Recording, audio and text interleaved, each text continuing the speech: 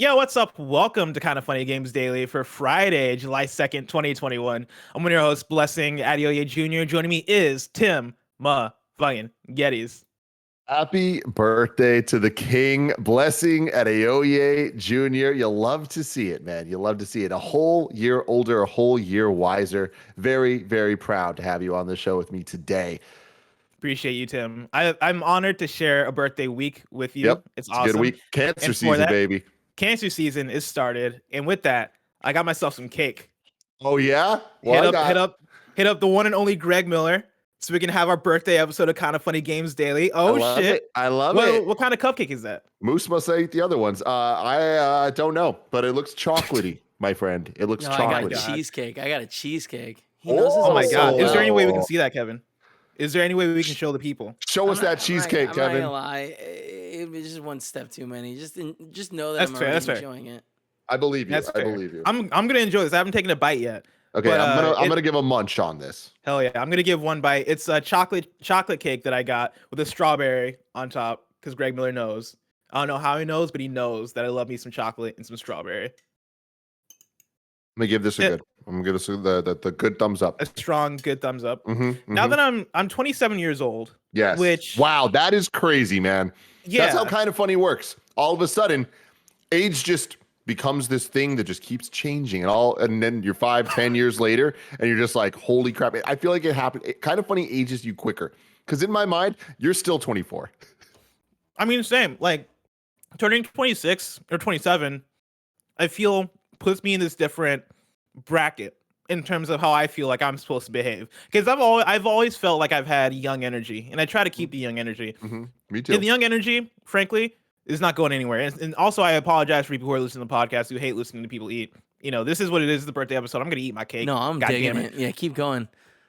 Thank you. And for the people out there that thank like you. that, this is for you. You're welcome. ASMR, baby. Perverts. I've always tried to keep a young energy. That young energy is not going anywhere. But I also feel that I have this obligation to mature up. I don't know if you had the same thing when you guys turned 27, but I feel like 27, for some reason, feels different than 26. Yeah. I mean, for me, I think 25 was a big one, but that was because that was the year I left IGN and the Kind of Funny thing started, and that really forced a grow up that I didn't expect. Also, that's when I met Gia. A whole bunch of things changed, you know what I mean? But 27, Bless, I feel it. This is your year. You've had great years, but this one's about to be the best. Oh, the best. Do you have? What's your random advice for the year 27? What is the thing I need to do this year? This year, you need to make the Blessing Show the best thing you have ever produced in your life. Something that you are so proud of, because you've already done that. But I know that you have been stewing in your mind, and you're working on some stuff. And I'm not going to give away all the secrets to the people. But we've been talking about some projects that you're thinking about working on, and I am extremely excited to see them. And I think that this might be your greatest work yet. So that is what I want to see from you this year. That's the advice, is to just keep going down the path you're going, because you're kicking fucking ass, and you're about to take over the world. Tim, I appreciate that. I appreciate you. Thank you, everybody, for the birthday wishes. And Tim, I got to shout out your SmackDown bomber jacket. I shouted it out before the show, but I got to make sure to shout it out on the show because it is fresh as fuck. This is the OG SmackDown. This is one of the best looking KFGDs we've done in a while. Look at this. Look at this. He's showing it off. He's turning around. Got the old school SmackDown logo on there. Wow. Hell yeah. You're looking good too. The Polo King, baby. Thank you bringing polos back? I'm bringing polos back, man. A lot of people are going to be like, oh, they never went away. Yes, they did. But Bless is bringing them back, and I'm happy about that. They did. Yes. But enough about that. Tim, let's talk about the next Dead Space being a remake, Rockstar's co-founder starting a new studio, and more, because this is Kind of Funny Games Daily. Each and every weekday at 10 a.m. live right here on twitch.tv/kindoffunnygames. We run you through the nerdy news you need to know about. If you're watching live, you can correct us when we get stuff wrong by going to kindoffunny.com/you're wrong. If you don't want to watch live, you can watch later on youtube.com/kindoffunnygames, roosterteeth.com, or you can listen later on podcast services around the globe by searching for Kind of Funny Games Daily. To be a part of the show, to patreon.com/kindoffunnygames, where bronze members or above get to write in, and silver members or above get the show ad-free with the exclusive daily post show. Here's the thing. Greg Miller did a phenomenal job with the chocolate cake with the strawberry. All right, Kind of Funny. I appreciate the fact that we're willing to put in the Kind of Funny Patreon money into getting us cake. I will say I am jealous of Kevin's cheesecake. I didn't realize that Kevin got cheesecake, and cheesecake is my favorite dessert by far. I mean, cheesecake is on another level. The best. What I It's the best, appreciate, hands down. what I appreciate about both cheesecake and pumpkin pie is that you can eat it or just suck it. Yes. You know what I mean? You're exactly right. I hate you. I know exactly what you mean. Why do you have to ruin You beautiful slurp that things? thing up. You slurp it up, guys. You just Come on. slurp it up, God, and it's so great. nasty. Housekeeping for you. This Monday, we are off for 4th of July weekend, so don't expect any shows to go live or live recordings to take place on Monday. Instead, PS Love You XOXO is recording this afternoon, so get your questions and write-ins in ASAP. We're talking about all the big acquisitions along with all the big PlayStation news of the last week, and also we're talking about Chicory, A Colorful Tale, and that'll go live at the regular time on Tuesday next week, but get your write-ins in as soon as possible. I'm sure there'll be no breaking news that completely fucks up the episode. Of course. Oh, yeah, not at all. I gotta ask, since when can beggars be choosers? I just got a haymaker from Blessing of like, hey, this is awesome. Good job, Greg, but it should have been a cheesecake. And then he moves on. That was it. It was like a he did not need to put that out into the world on his birthday, but he did. Also, Tim, this is an amazing jacket. Where did you get it? Thank you. Chalkline. They make a bunch of super crap. dope stuff. If you're not familiar with Chalkline, they do really cool WWE stuff, Nickelodeon stuff, Power Rangers, Street Fighter, like a ton of licensed stuff. Very, very cool. Very loud bomber jackets. But I really appreciate, obviously, the colors of this. I mean, normally I have my Kind of Funny Games Daily Show colors here. You know what I'm talking about? Like, boom, like that. But no, today, actually, this looks pretty good. I'm gonna keep it like this. Yeah, it looks awesome. Hey, Awesome. Greg Miller, you nailed it. This whole house is happy with you. Lots of people are going to be enjoying it. I appreciate the cupcakes, Greg. This was fantastic. The whole you really Getty's only household. fucked it up with the birthday boy. And I do like the cake. That's the thing. That's why I made the earlier clarification. This was good, shout out, but it could have been better. That's great. Greg, you killed it. I love chocolate cake. I love strawberry. I'm just saying that like cheesecake is my favorite of all time. So I'm just jealous of Kevin. Is all I'm saying. You got a whole. This is great.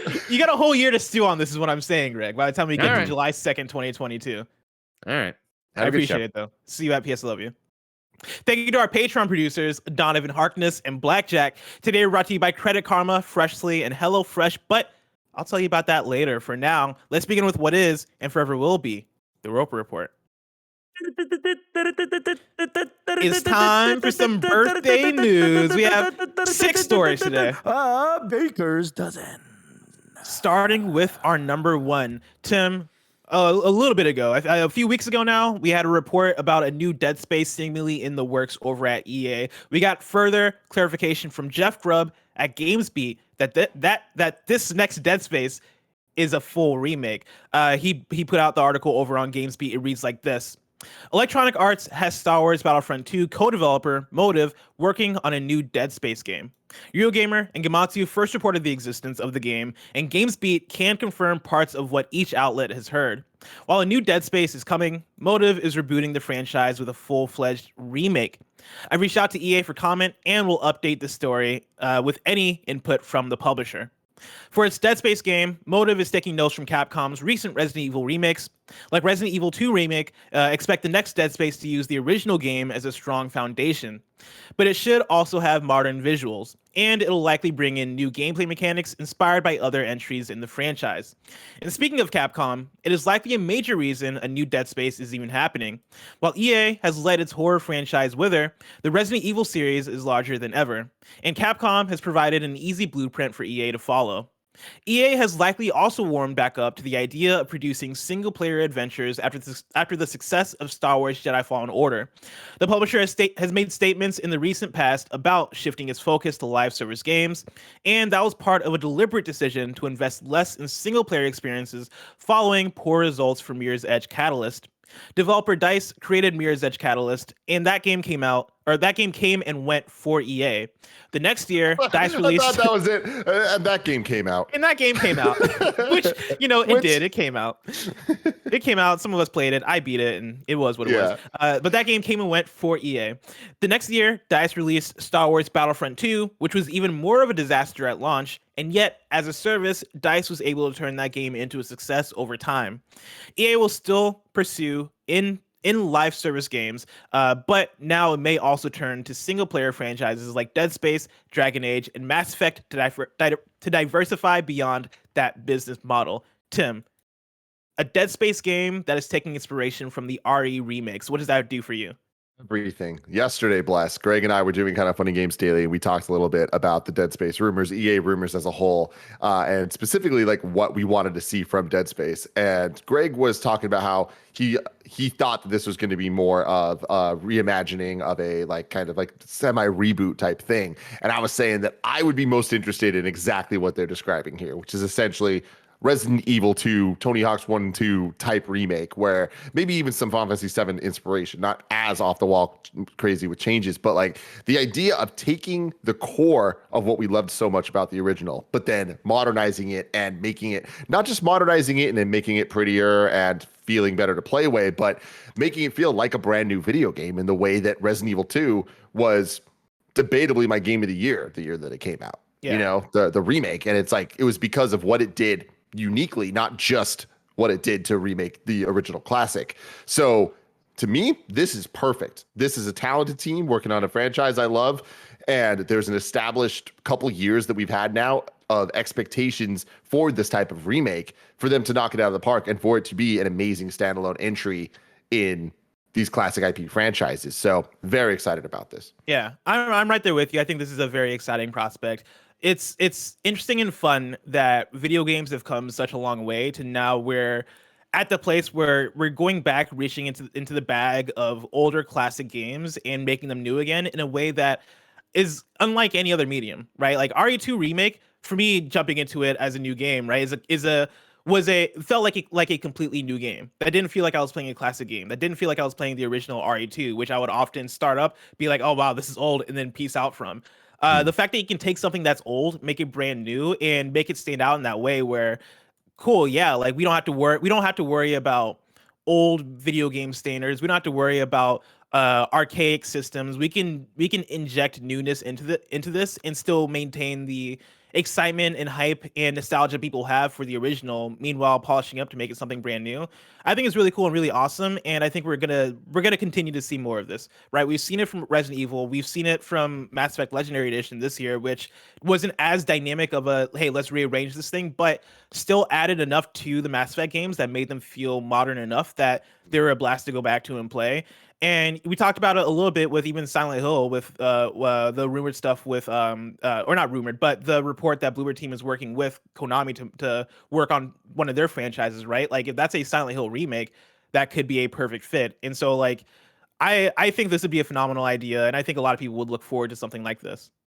Absolutely. I mean, you brought up that like this is a uniquely video game thing. I think that in this moment in time, it definitely is, with the unique factor being the quality, right? Movies do it all the time where you see kind of remakes or reboots or whatever it is. But it's funny because when you look at Hollywood, there were so many movies from like the classic like old school era of like the 40s through 70s where movies were made. I'm not even say 70s, 40s through 60s probably, where there were movies, but then the 80s and 90s remade them. And we didn't even know they were remakes. So many movies were classics in the 90s that actually were reimaginings of older movies, and those became classics. Whereas then we hit this point in the early 2000s where those 80s and 90s movies are being remade, and more often than not, that's not good, right? And we saw that a lot with video games too, but it's kind of been the reverse, where I think that a lot of bad video game reimaginings and reboots kind of got out of the way, and now there's an understanding of how to do it. And I think that there is this unique thing to video games where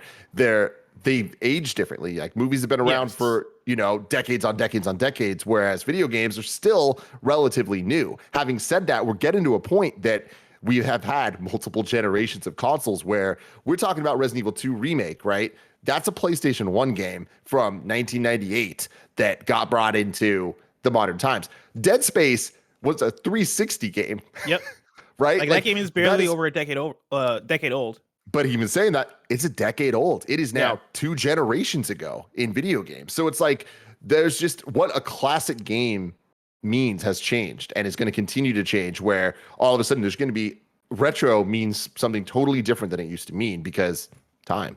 Yeah, and that's the exact thing that I think is uniquely video games, is the fact that video games age in such a different way than something like film, where we get film remakes and we're like, you know, oftentimes I'll watch a film that's a remake and not realize that it's a remake, right? Or not even care that it's a remake, right? I don't have the nostalgia for the original work because the original work would have been maybe decades and decades and decades ago. Whereas, to your point, Dead Space is a game that came out on the 360, right? Like Dead Space is a game that I remember having friends playing when I was in high school, right? And hearing all about and watching reviews for, and I was still very much like coherent and like I was into the video game space at the time Dead Space was coming out and was becoming a franchise. The fact that we're here and we're probably about to get a remake that is going to modernize it in a way that's going to make it a dynamically different game, but make it in a way where it is harking back and pulling on those nostalgia strings that people who love Dead Space are going to get. To me, it's just such an incredible thing. It's such a cool thing. It's such a video game thing that you can do that so quickly because things move so faster for video games in terms of what the standards are and what modern means, which I think is really cool. Do you think this leads to new Dead Space? Or actually, let me rephrase that question. What do you think this leads to in terms of the progression of Dead Space? Do you think we get a remake of Dead Space 1, then a remake of Dead Space 2, then 3, and then they keep going? Or do you think they remake the entire trilogy as one game and then move forward? Or what do you think they do here? It's complicated because I think we have to look at this franchise by franchise, and there is no pattern that we can really look at, especially when we're talking about EA, which haven't really done this yet. But I think that when people are nostalgic about Dead Space, it's really the 1 and 2. There are people that like 3, but 1 and 2 are the ones that everyone really kind of leans on. I could see this end up being a remake of 1 and 2 as one game. I think the most likely outcome is it is just 1. And I predicted this for Resident Evil 2 remake, and I was wrong. So I don't know why I'd predict it here. But I can see them using this as kind of a new jump-off point for new sequels that are just sequels to the remake, not sequels to that aren't remakes of 2 and 3. They're new 2 and 3s. You know what I mean? Yeah. Like it's kind of like the Halloween movies, the current Halloween movies, where it's like, all right, the 2018 Halloween's a sequel to the first Halloween movie, but it's pretending all the other ones didn't happen, and now there's more sequels happening. I could see that going down, and I think that might be the best call. Mm-hmm. Do you think there's any chance they do the direct Resident Evil thing that they're doing, which is, hey, let's remake Dead Space 1 and then put out a Dead Space 4 that is being developed or being co-developed, maybe developed by a different studio, that is the next step forward, and then we go back to remaking Dead Space 2. Do you think there's any worth in that?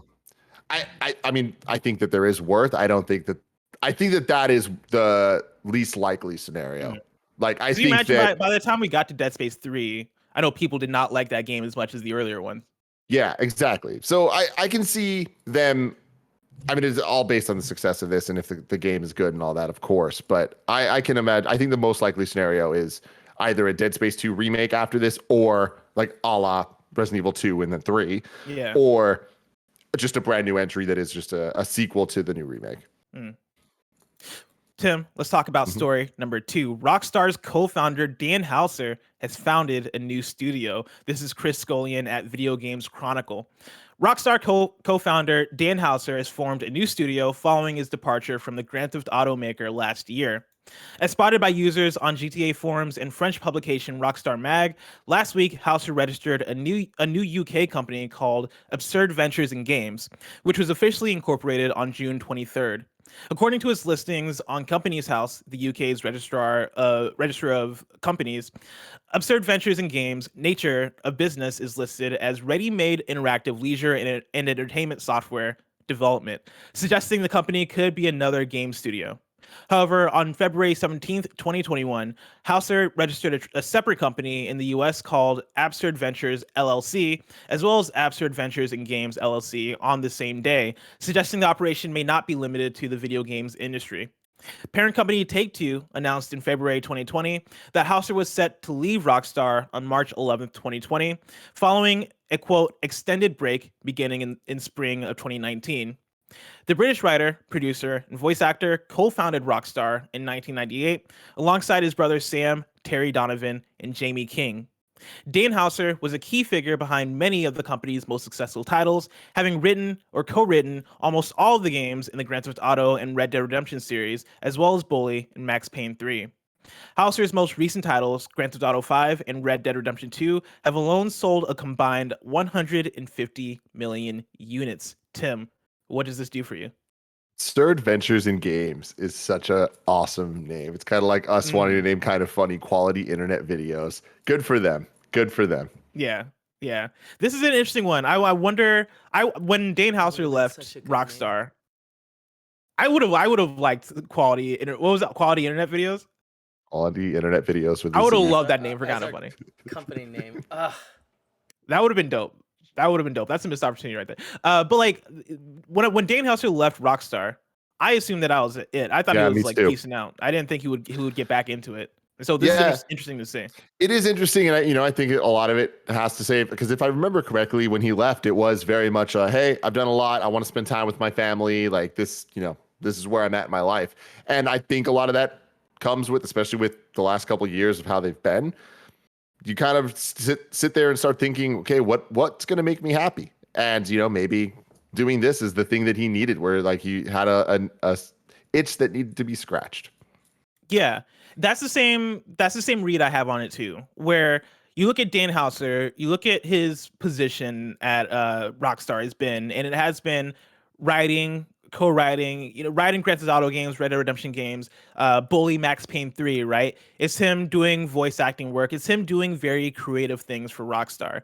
And I can very easily see somebody being at a company for as long as he's been at Rockstar and being like, I feel I feel like I'm at a standstill creatively. I feel like I am not doing as much as I want to be doing anymore, especially now that Rockstar as a company has grown from the PS2 era of doing what felt like was a billion games, right? Like a bunch of Grand Theft Auto games, Bully, Max Payne, The Warriors, Rockstar's Table Tennis for the PS3. Hell yeah.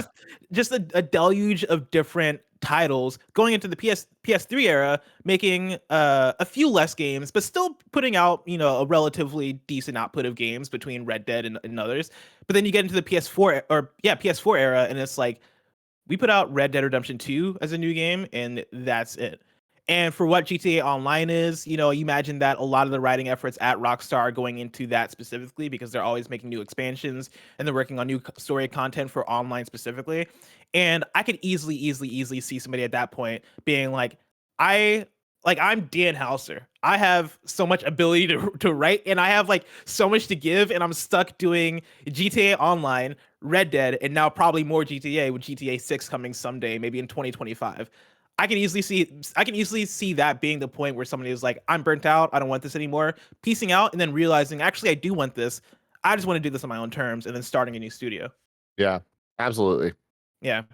I'm really looking forward to whatever this is. I'm a big fan. I like the writing in the GTA games. I like the writing in Rockstar games, especially the classic writing in Rockstar games. I think it's great. And so I look forward to seeing what they put out. I hope it has some PS2 Rockstar energy. That's what I want.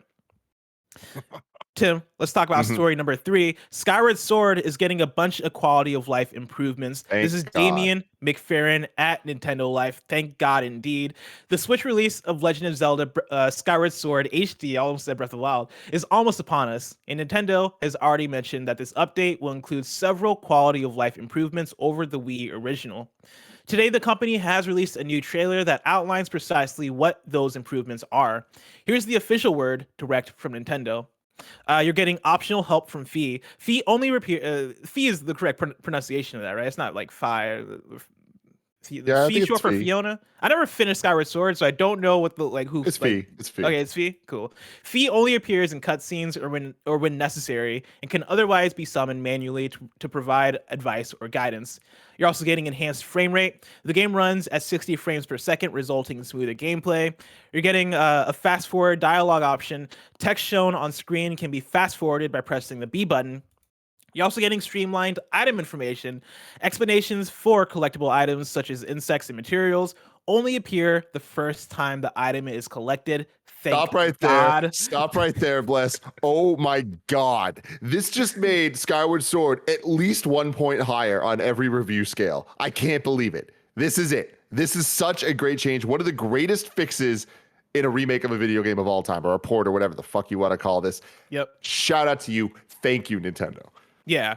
Like that is a godsend. That's always been for me a pet peeve of Zelda game, like classic Zelda games, is that exact thing. And then Skyward Sword, for the little bit of play I played a Skyward Sword, that immediately was the thing that I noticed that got on my nerves. I was like, okay, I know what this rupee is. I know. I know how much currency I'm getting from this rupee. Please stop telling me. And so thank God. You're also getting skippable cutscenes. Cutscenes can be skipped by pressing the minus button.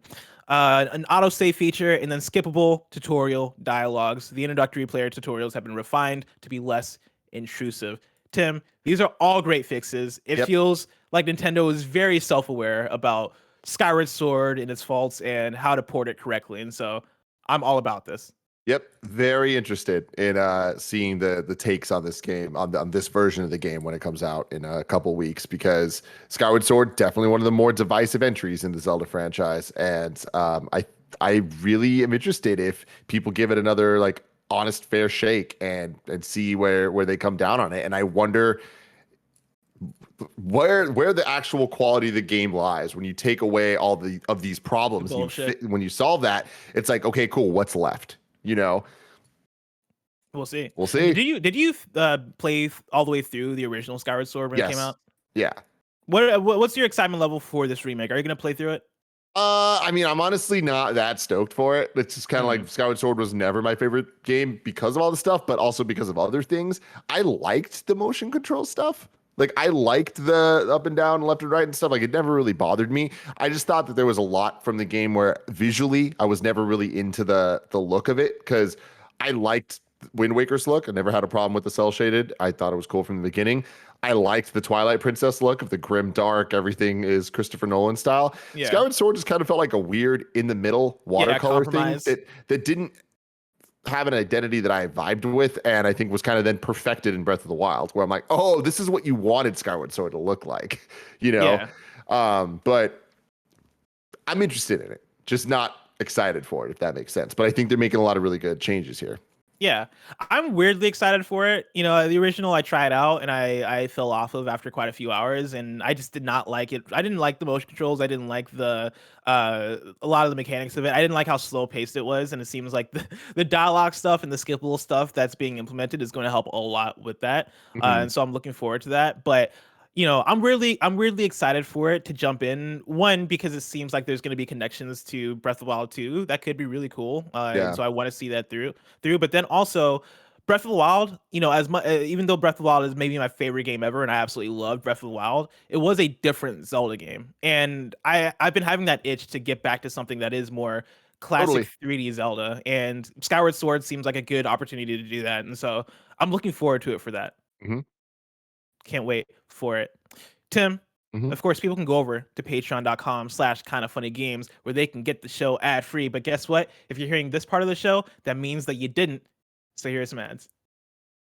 This episode of Kinda Funny Games Daily is brought to you by Credit Karma. Credit Karma has always been there to help you make better financial decisions, and now they want to help you even more. With a Credit Karma money spend account, you can be rewarded for good money habits. When you use your Credit Karma money debit card, you can win daily instant Karma purchase reimbursements on items up to $5,000. Just pay with your debit card, and if you win, you'll be notified on the spot, and your instant Karma cash will be added back to your spend account. Right now, visit creditkarma.com/winmoney to open your free account and start winning instant karma. Go to creditkarma.com/winmoney to sign up for free and start winning instant karma. That's creditkarma.com/winmoney. Instant Karma is sponsored by Credit Karma. No purchase necessary. Exclusions and terms apply. See rules. Banking services provided by MVB Bank Incorporated. Member FDIC. Maximum balance and transfer limits apply.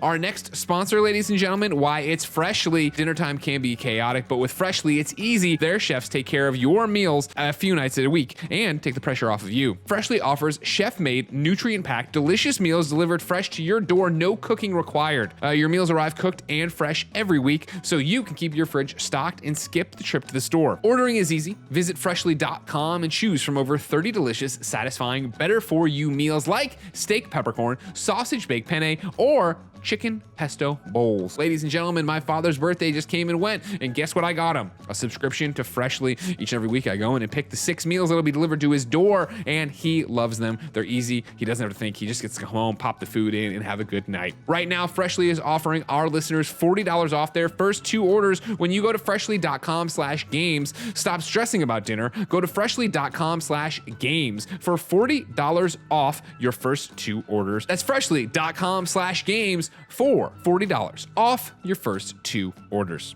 And our final sponsor of the day is HelloFresh. HelloFresh cuts out stressful meal planning and grocery store trips so you can enjoy cooking and get dinner on the table in about 30 minutes. Try HelloFresh's quick and easy meals, 15 to 20-minute dinners, breakfast on the go, and more easy options that are perfect for your lifestyle. Of course, you know I love to cook, and one of the things that got me cooking, of course, was programs like this. You don't have to worry about going to the store. Everything comes to you. You make the meals you want. You learn some new cooking techniques. Ladies and gentlemen, you can go to hellofresh.com/KFGD14 and use the code KFGD14 for up to 14 free meals plus free shipping. That's hellofresh.com/KFGD14 and you can get 14 free meals plus free shipping. HelloFresh, America's #1 meal kit. Tim, I want to try the strawberry. Oh, berry try it the up, strawberry. Wes. This is your Kevin- day, man. Kevin, how's the cheesecake, by the way? I'm like deep into Lucho's. What is this? Chili Killies. Breakfast burrito? No, Chili Killies. I went to Chili Killies. Every once in a while, you gotta get the Chili Killies. So like at the moment, I don't have the like mind share for it. But like probably at midnight, I'm gonna go to it with a spoon, and just. I can already Just hack tell at it's that good. thing. Yeah, I can already tell it's good. It's like a cute size, you know, where it's like if I ate it by myself, I wouldn't feel too guilty. But I'm gonna share it. Don't worry. Wait, what kind of cheesecake is it? Is it just plain It's cheesecake? just a regular New York style cheesecake. It's beautiful. That's fair. Yeah. All cheesecake is good cheesecake, and so that sounds appetizing right there. I'm all about it. Story number 4. id Software is shelving Doom Eternal's invasion mode and is making a horde mode instead. This comes directly from their Twitter. Doom Eternal's multiplayer invasion mode, which would have let players invade other players' campaigns as demons, has been, actually this is not directly from their Twitter. I definitely took this from an article, and so I'm gonna copy and paste this into Google, figure out who I got it from, and then I'm gonna cite them as I'm going through this. I got this from Polygon. It's from Polygon. Doom Eternal's multiplayer invasion mode, which would have let players invade other players' campaigns as demons, has been shelved, according to an update from id Software executive producer Marty Stratton.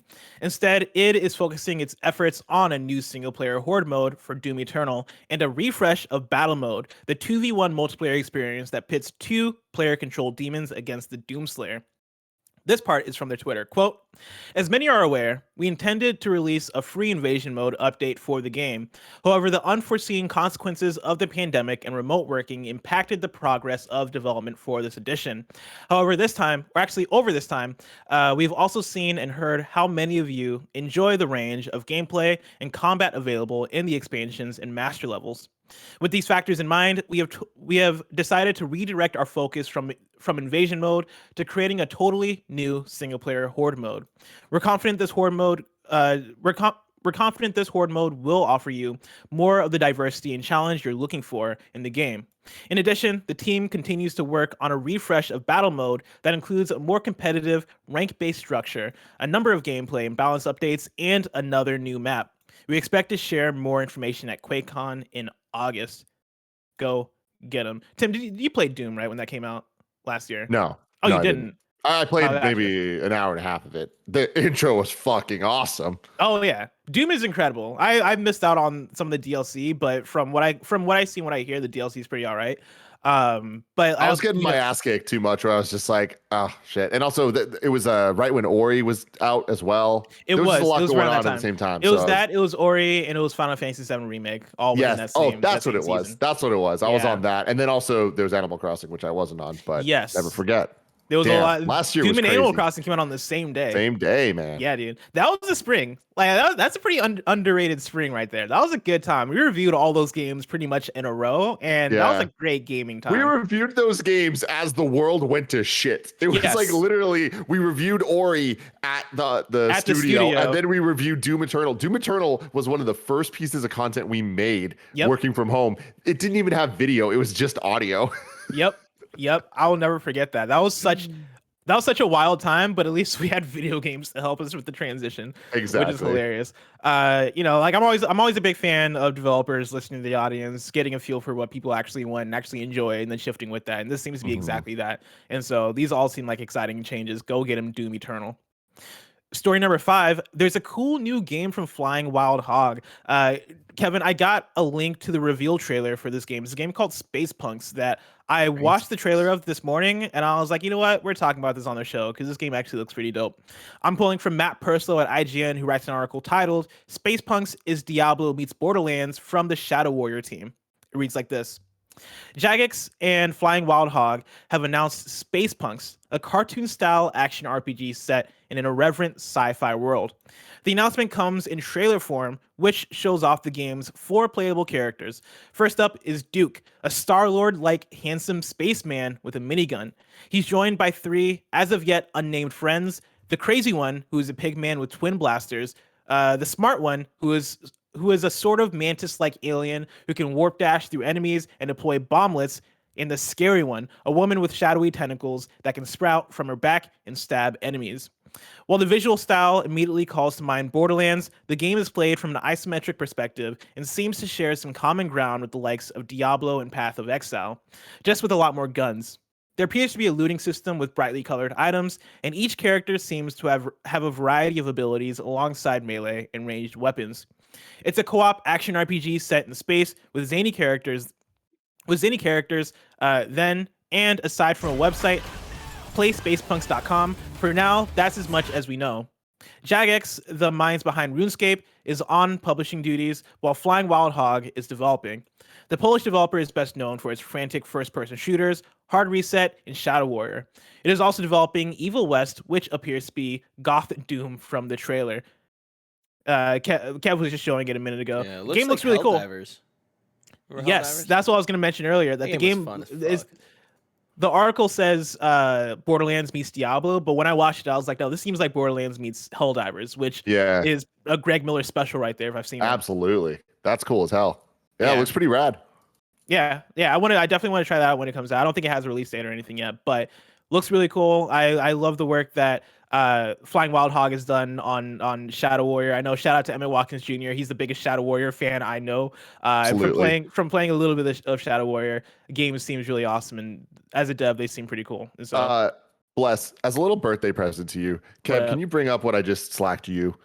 A couple of weeks ago, Rami Ismail tweeted a trailer for a video game that blew my mind, and I made a note to myself to watch it on Games Daily the next time I was on with you, and I kept forgetting. But now it's your birthday, and so let's just watch this trailer together, everyone.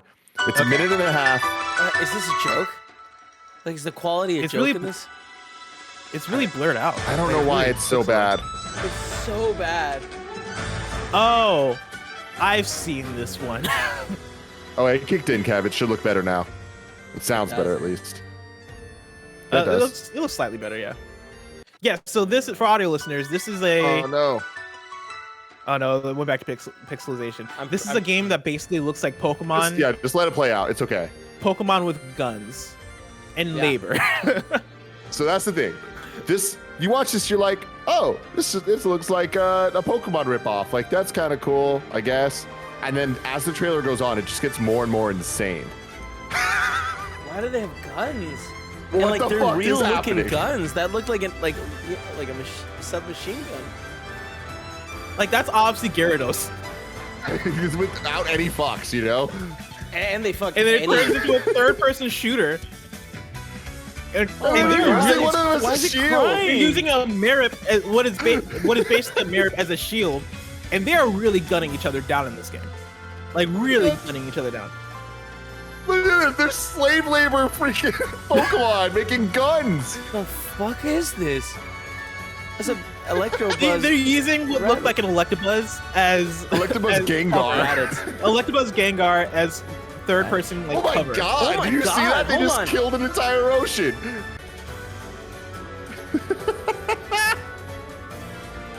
Nintendo is going to sue the fuck out of these people. Power World. But it's funny because like I definitely would love to try that. You know, like that seems weird, but also I feel like I might be able to enjoy that. Absolutely insane. Yeah. Oh, that's for Absolutely sure what insane. they're going for. They're going for the shock factor, and let me tell you, it's working a little bit. Yeah, I'm blown away. I'm blown away. I'm shocked as fuck. Kevin's sold. Power World. Yeah, yeah. Love and/or hate to see it. I can't tell. Last news story for you, story number 6. Don't expect Dragon Age or Mass Effect at EA Play this year. Bioware tweeted this out yesterday. Quote, "We're hard at work creating the next at Dragon Age and at Mass Effect games and have some exciting stuff coming to Sword this year. While we won't be showing anything at EA Play Live, be sure to check out our Sword, that's Star Wars The Old Republic, live stream at 12 p.m. Pacific time today for info on what's to come." And so, not surprising, but you know, it's good that they're keeping our expectations in check for what to expect at EA Play Live. And looks like the Sword Tour fans are gonna be having a great day. It looks like they're gonna be having a great time. right? But that was yesterday. Yeah, so I have no sweater idea stuff. what they talked about, but Okay. Was it good sweater stuff, Kev? did you check out the I don't sweater know. stuff? I don't know. Like I come here for that sort of news, but I mean, I'm be honest. I'm just look. It Like, could be, Blessing, it could be the biggest sweater breaking news, and I don't think I would report on it. I don't, unless like they're changing the game dynamically. I know you don't watch the show clearly because this was a breaking news story yesterday, so it's not a big deal. Oh, was it? Yeah. Well, It's not the sweater stuff. The No, it was fucking the sweater stuff. Well, the sweater no, stuff. the dragon. Yeah. to be we clear, talked the breaking about at news 4 wasn't o'clock. this. The breaking news was the Dragon Age and Mass Yes, Effect yes, stuff. yes. But, Oh, gotcha. but the news for the sweater is Star Wars The Old Republic will celebrate 10 years with epic Legacy of the Sith expansion. The critically acclaimed MMORPG will mark a milestone. They're doing some stuff. Cool. Cool. Cool. Go get a sweater. Tim, Mhm. very excited to see what this sweater stuff ends up being, but the actual expansion release is probably just so far away. It's probably not. They probably said when it is, but I don't care. If I would know what's coming out to mom and pop shops today, where would I go? The official list of upcoming software across each and every platform is listed by the Kind of Funny Games Daily show host each and every weekday. Do do do do do do do do do do, yeah.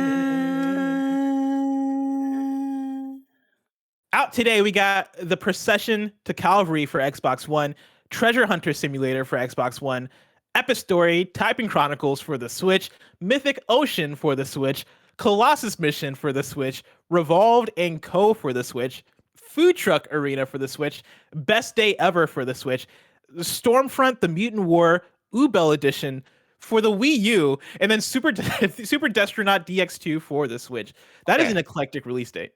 Or release day. Three things that I want to talk about. First, Food Truck Arena. I don't want to see a trailer. I just love that as a concept. Yes. Second, I don't know that there's a game that I want to play less based on its name than Typing Chronicles on the Nintendo Switch. Oh, yeah, that doesn't do anything for you? Dude, I read Typing Chronicles and I was like, yo, let's fucking go. That's a Game of the Year contender right there. I'm about to play the shit out On of the that game. Switch? Oh, man. There's no with the keyboard. touchscreen? There's a touchscreen, man. Okay, great. That's the ideal typing experience. You're being really silly, Tim. A touchscreen on the Nintendo Switch. The beloved Switch touchscreen that everybody enjoys to type on. But then the last one I want to bring attention to is Stormfront The Mutant War Ubel Edition coming to the Wii U. And I want to bring that up, obviously, because it's coming to the Wii U. That's hilarious. But also, Stormfront is spelled STURMFRONT. Why is there a U? Is it because it's the Ubel Edition? UBEL? What the fuck's a Ubel? I don't know, but I'm Googling it. I've been Googling it too. Ubel. Because I want to get to the bottom of Man, this. it means evil. It means evil in German. Yeah. Oh, Could have guessed that that's one. smart. Could have guessed that one, Tim Tam. Evil Edition. Interesting. Well, How many copies? How many copies does this game sell on the Wii U? 13. I'm gonna go with 13. 13. Yeah. Holy shit.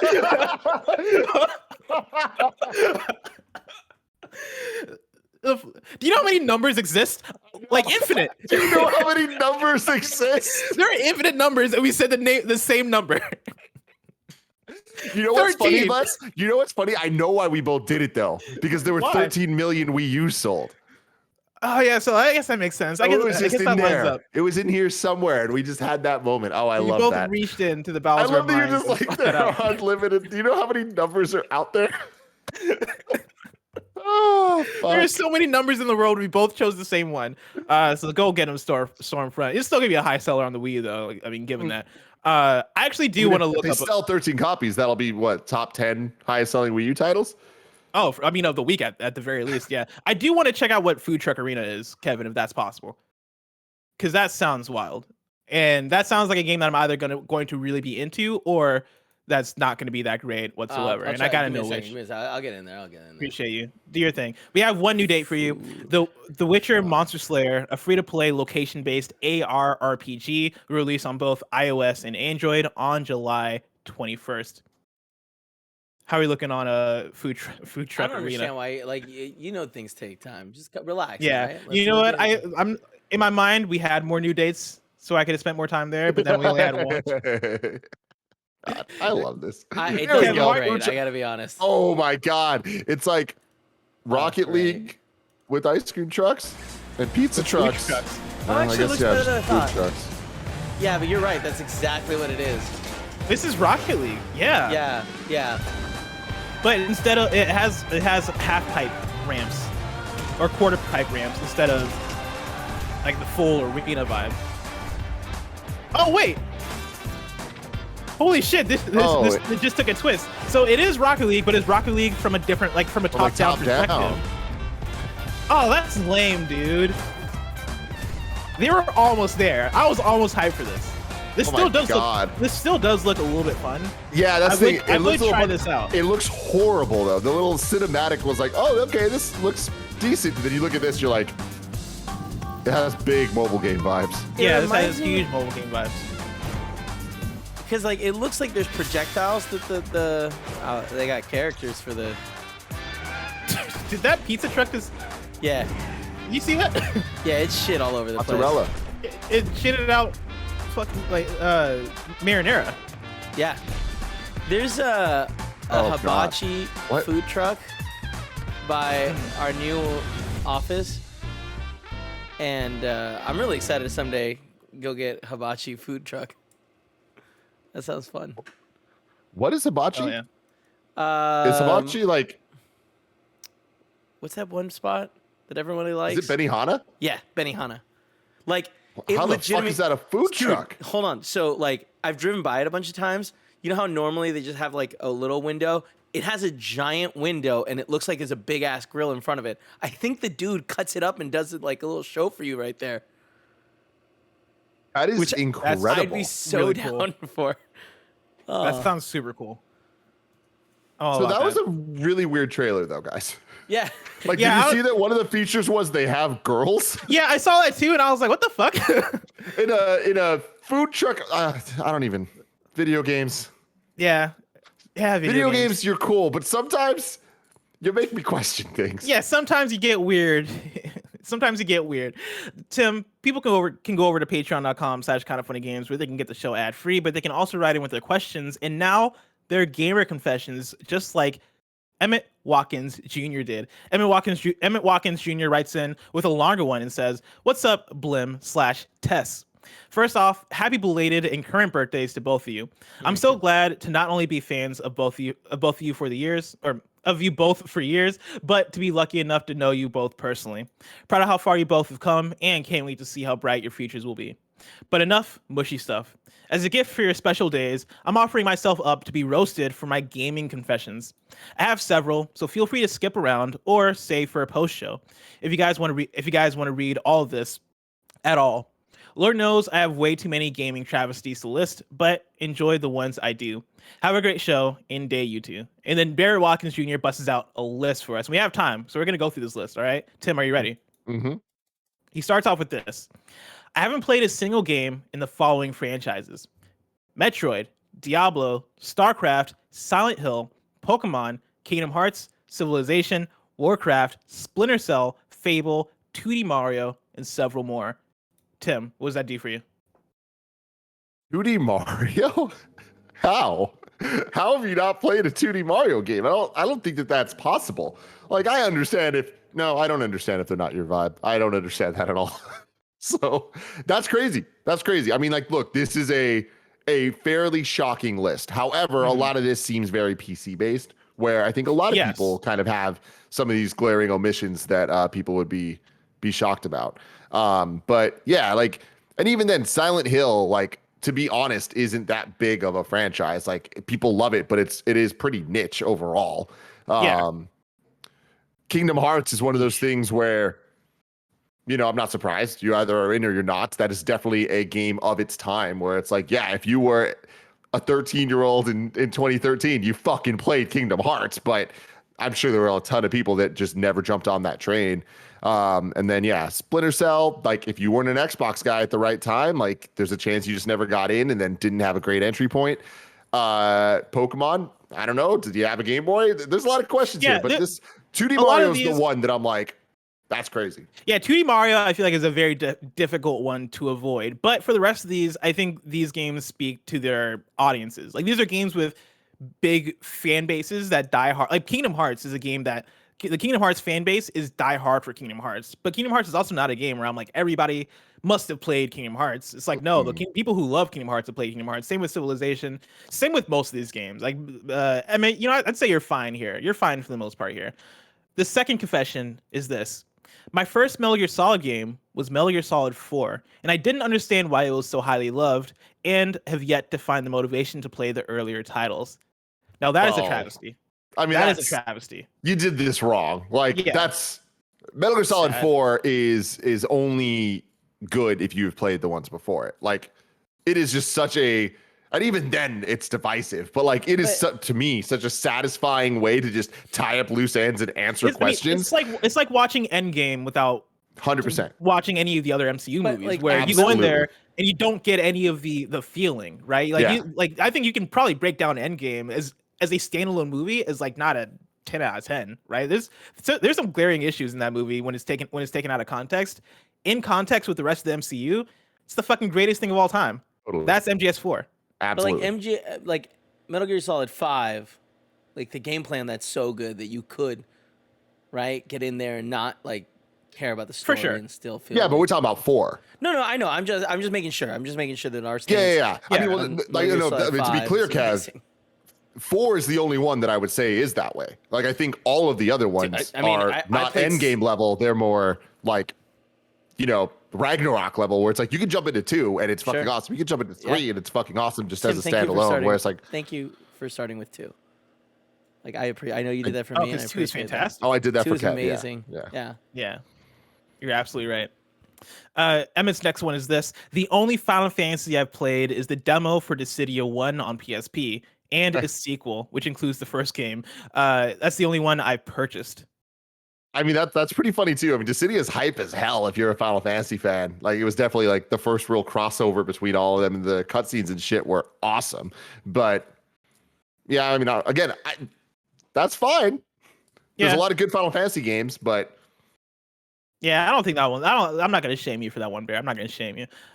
Next one is Breath of the Wild is the only Zelda I've played, and I didn't enjoy how slow paced it was. I still prefer Immortals to it, and I've long considered Darksiders 2 to be my favorite Zelda game.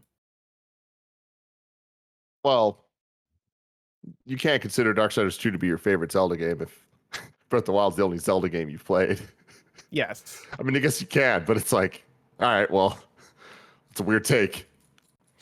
Here's my thing. Breath of the Wild is one that I people have different tastes. It's a teach their own kind of thing. I still get shocked when I hear people say that they liked Immortals more than Breath of the Wild, but I do know that is highly a preference of the Ubisoft open world formula versus like the Nintendo mind state when they were making Breath of the Wild. Like, people like that structuredness, I think, of the Ubisoft checklist model of an open world, and how that feeds into Immortals. And I think that goes a long way into making that game work for the people who didn't like Breath of the Wild. That said, Emmett, you're wrong, and you know, I'm ashamed of you. But I mean, some people prefer Pepsi over Coke. You know what I'm talking about? fucking monsters. God. But like Oh. in this case, Coke is like objectively better than Pepsi in this case. Like objectively. I think not in even close. every case, Coke is objectively better than Pepsi. That's hands down. God, Andy pisses me off. Emmett's next confession is this: I've played every Call of Duty since Modern Warfare in 2007, but Infinite Warfare, the most infamous entry in the series, is my favorite.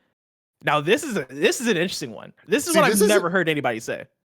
Well, to me, I'm interested by this because I wouldn't say Infinite Warfare is the most infamous entry. I feel like it just kind of like it was there, but like I feel like Ghost was lower regarded totally than Infinite Warfare. Yeah. Also, Infinite Warfare had a campaign that people really liked, right? That was the one where you went to space and shit. Kit Harington and all that stuff. Yeah. If you liked it, I mean, if you liked it for the campaign, I think you're fine. The multiplayer, play some Black Ops, man. Expand your horizons a little bit. Play some Black Ops. And then the last confession goes like this. There are several mediocre or bad games that I think are legitimately great, including The Club, Kane and Lynch 2, Singularity, Prototype 2, Dante's Inferno, Binary Domain, Time Shift, DMC Devil May Cry, Warhammer 40k Space Marines, Guns Up, Dead Island, and several more. When I think of Emmett Watkins Jr., I think of many things. I think of the first event Kind of Funny ever did as the full Kind of Funny, which was MomoCon back in 2015 when I first met him. And he was a very positive force then. He's a very positive force now. Of course, I remember him from the epic rap battles with you going into prom. But also, I think of this level of games. Of course, he loves these games. Emmett Watkins Jr. is a perfect example of the swimming in sevens, baby. Like, just have fun with video games. Like what you like. Yeah. He fucking likes what he likes, and he's unabashed about it. And of course, you think about PlayStation All-Stars Battle Royale. So there you go. And you think of Saints Row 4, which I believe is his favorite game of all time. I look at this list of games that you think are legitimately great, and I judge none of them. I had a fun time with the time I spent playing Dead Island. What was the other one I saw here? DMC Devil May Cry. That game's not a bad game. No, it just wasn't a traditional Devil May Cry game. That is a great game, honestly. Yeah, I think out of all these, I think this is the one that you should have the least shame for. In fact, all your confessions here, I think you're fine. I think these are fine opinions to have. These are fine takes to have.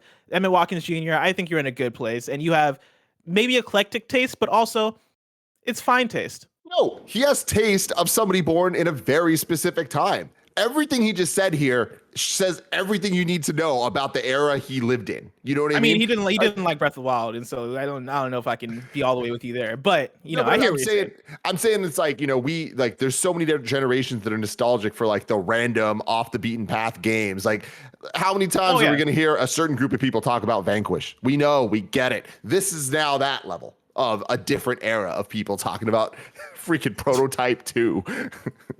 Emmett Watkins Jr. closes out by saying, "That's all I can think of, but try to go easy on me if you please," and then runs for cover. Happy Born Day, y'all. Emmett Watkins Jr. Emmett Watkins, thank you so much for the write-in. You got nothing to be ashamed about. Go live your best life. Mm-hmm. Now it's time to squad up. Mick writes in with a squad up on Xbox and says, "Been gaming since the 70s, and now thanks to Game Pass, I've picked up my first Xbox in 20 years and fired up SSX. As fun as that was, I'm thinking I should try and use my new Super X powers for something a bit more current. Perhaps even dive into some of that modern multiplayer like Sea of Thieves. But to do that, I need some new old school friends since the ones I had from my Jade Empire days are long gone. I'm based in Europe, so I'm looking for some classic gamers who fit that time zone and also love stress-free gaming. If you want to play some Sea of Thieves with Mick, you can add Mick on Xbox with the username OG MickLaw. That is OG space MickLaw, all one word. Go have some fun, sail the seas and Sea of Thieves." I have a segment for one of those rotating segments. This is a required reading. I'm pulling from Rebecca Valentine, who wrote an article over on IGN titled "Why Indie Publishers Are Fed Up with PlayStation." I'm going to include the link in the show notes and everything, so you guys can go click over. It's a long article, and so I'm only going to read a small snippet of it, but I encourage everybody to go read it because it's a very important article. We did not have time on KFGD to tackle this one, but we are going to talk a lot about it on PS Love You, and so check that out there. But the article starts off like this. After a console generation in which it seemingly abandoned indies in the face of overwhelming success of the PS4, it appears that Sony's struggle to court small developers is far from over. A group of indie publishers have taken to Twitter this week to express their frustrations with the console giant, pointing out issues like its lack of communication, frustrating bureaucracy, issues with discoverability, and severe limitations on when and how games can be put on sale. The conversation was kicked off by Neon Doctrine co-founder Lane Garner, who wrote a Twitter thread criticizing, quote, Platform X, which he said was a, quote, very successful console and does not have Game Pass, end quote. Garner's thread, which has been quote tweeted by several indie publishers at the time of publication, affirming many of the issues he lists, criticizes the so-called Platform X's tools, communications, and interests in supporting indies. He calls out a lack of transparent processes, poor communication, an extremely limited ability to discount games, and an inability to get games promoted on the store without either obscure or expensive methods. Again, Rebecca Valentine got into her bag. She wrote a whole article. It's a longer one, but it is 1000% worth the read. And so go over to IGN, give her the click, and tune in to PS I Love You, where we'll talk about this in the PlayStation updates.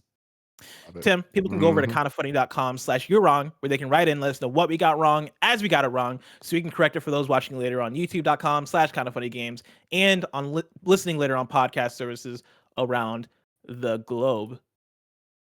Let's see here. We got clarifications that we already got. Let's see. That doesn't count. We killed it, Blast. Yeah, we killed it. Yeah, no, like yeah, always, man. We have no actual year wrongs here. Big Bad Beluga does shout out that it is also Barbara Dunkelman's birthday. Happy birthday, Barbara Dunkelman. Big shout ups out to Barb, man. Gotta love it. Me and Barb are 2 days apart. That way, like you guys are both the same age? Actually 2 days. Like that's wild. Both in 1989. Really that's crazy. Awesome. That's born in the same hospital. Same hospital. Not true at all. Not true at all. That was a lie. She's definitely from Canada. Yep. Greg hit me up and said wanted me to pull this up earlier, but I didn't see the message till now. So I mean, thanks for what's this? Greg. Oh, is this Xbox dunking on him? You can click that Xbox tweet at the bottom right there. Of course, Greg wished me a happy birthday on Twitter, and then I responded back, thanking Greg and all that stuff. And then Xbox came through and they wished me a happy birthday, and they said specifically happy birthday to the actual Halloween King. Thank you so much, Xbox. I appreciate that. Shout out. But then, Kev, we can't read it. Can you read Greg's tweet and then Jason Schreier's, please? I subscribe to Xbox Game Pass, and this is how you treat me.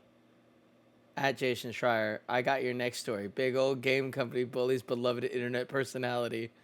And then Jason Schreier responds, I don't see Xbox bullying Blessing. Get him! God damn. God damn. What a fun stuff. That's really funny. Man, I love him to goddamn death. This ain't his week, man. He's getting dunked on left and right. Thank you so much for the cake, Greg. I really appreciate it. Is it cheesecake? No, but it is cake, and so I appreciate it nonetheless. Next week's hosts for Kind of Funny Games Daily go like this. On Monday, we're off for 4th of July weekend. Tuesday is Greg and Gary. Wednesday, it's me and Andy. Thursday, it's Greg and Tim. And on Friday, it's Greg and me. If you're watching this live on Twitch, after this is Doki Doki Literature Club featuring Mike, Nick, and Joey. So get hyped for that. Remember, this has been Kind of Funny Games Daily. Each and every weekday live right here on twitch.tv/kindoffunnygames. We run you through the nerdy news you need to know about. We have a Patreon post show for those that are subbed at the silver level of patreon.com/kindoffunnygames. So stick around for that. Otherwise, till next time, Game Daily.